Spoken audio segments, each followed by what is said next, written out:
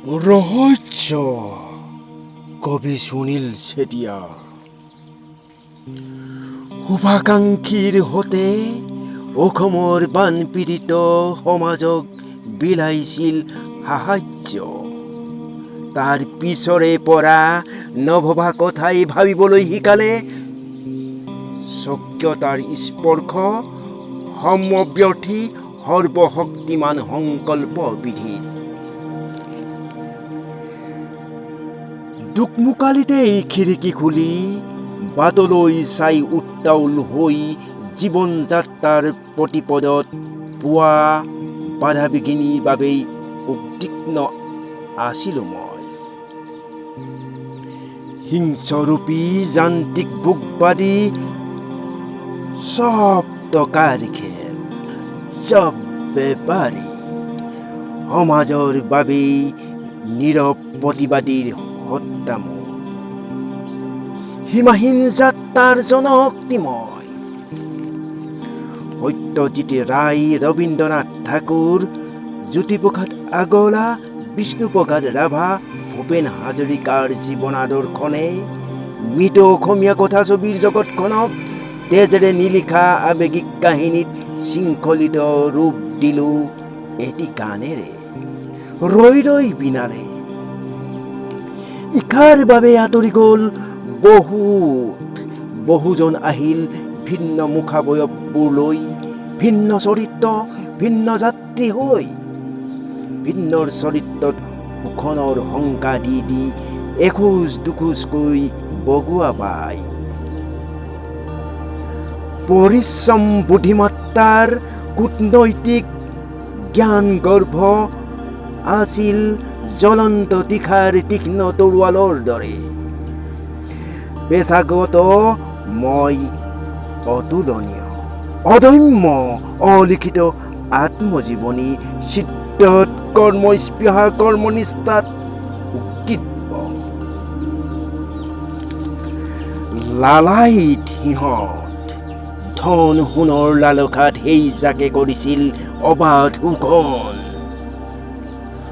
কুঁৱাৰী চেলেকি চেলেকি শুহি লৈছিল ৰক্ত সিহঁতে ঢাকিছিল মোৰ ভৱিষ্যত সপোন গঢ়িছিলো গানৰ পৃথিৱী আৰু প্ৰগতিশীল সমাজ জংকাৰ দি দি তীখাৰ তীক্ষ্ণ তৰোৱাল তুলি লৈ এদিন নাকিম সিহঁতক যুদ্ধ হ'ব বজ্ৰ নিদানেৰে মোৰ সময় আহিব এদিন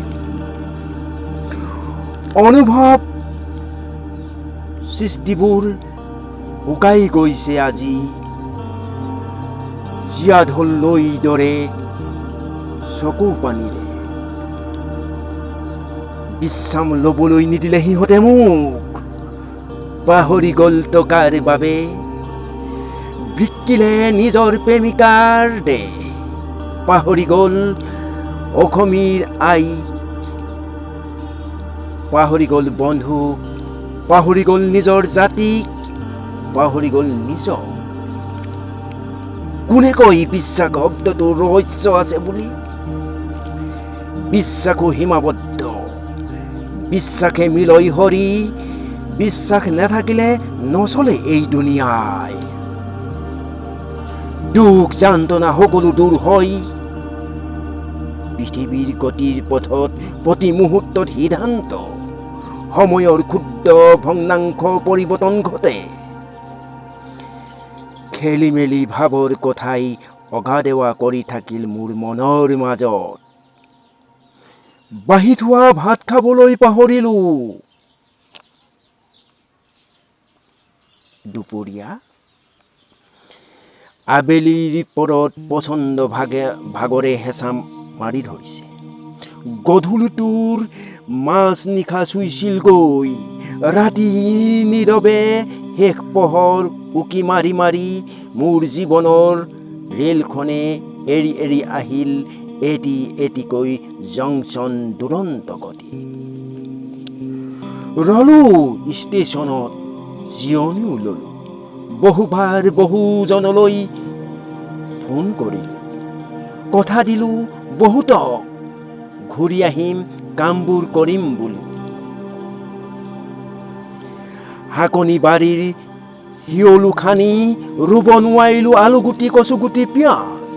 থাকি গ'ল বহু কাম, আধৰুৱা হ'ল বহু পণ।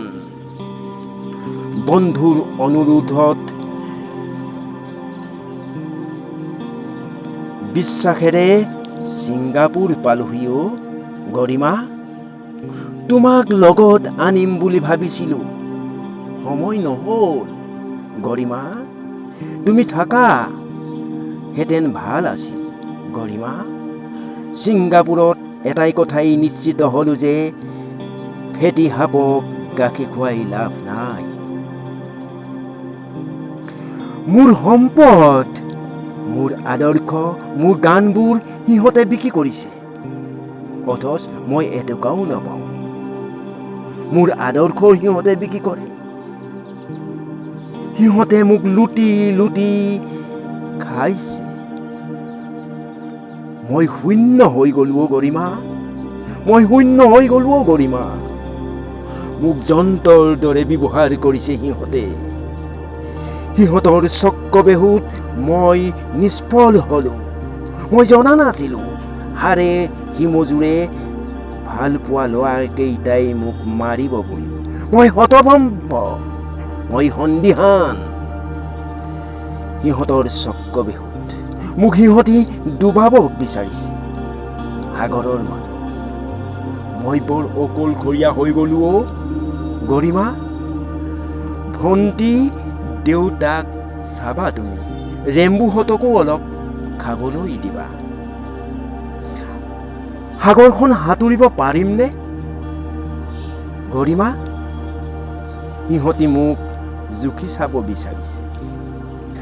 ৰহস্যময় সুদৃশ্য মন সাগৰৰ তলিত হেলুৱৈ ধৰা সেই শিলবোৰ সামুদ্ৰিক উদ্ভিদ অ'ত ত'ত সিঁচৰিত হৈ আছে অ গৰিমা। মণি মুকুতাই ভৰা এই সাগৰখন বৰ গভীৰ, বৰ বিশাল। শামুকৰ কাষতেই মুখেৰে বুৰবুৰাই বুৰবুৰাই তোমালৈ মনত পৰিছে অ গৰিমা। মই কি কৰো এতিয়া? সিহঁতি মোক ডুবি ডুবি হেঁচা মাৰি ধৰিছে। মই শুই পৰিছো, উশাহীন হৈ গৈছো গৰিমা। মই উশাহীন হৈ পৰিছো। মোক সিহঁতি ডুবাই ডুবাই গভীৰৰ পৰা গভীৰলৈ ঠেলি দিছে অ গৰিমা। মই বৰ অকলশৰীয়া অ গৰিমা, মই বৰ অকলশৰীয়া।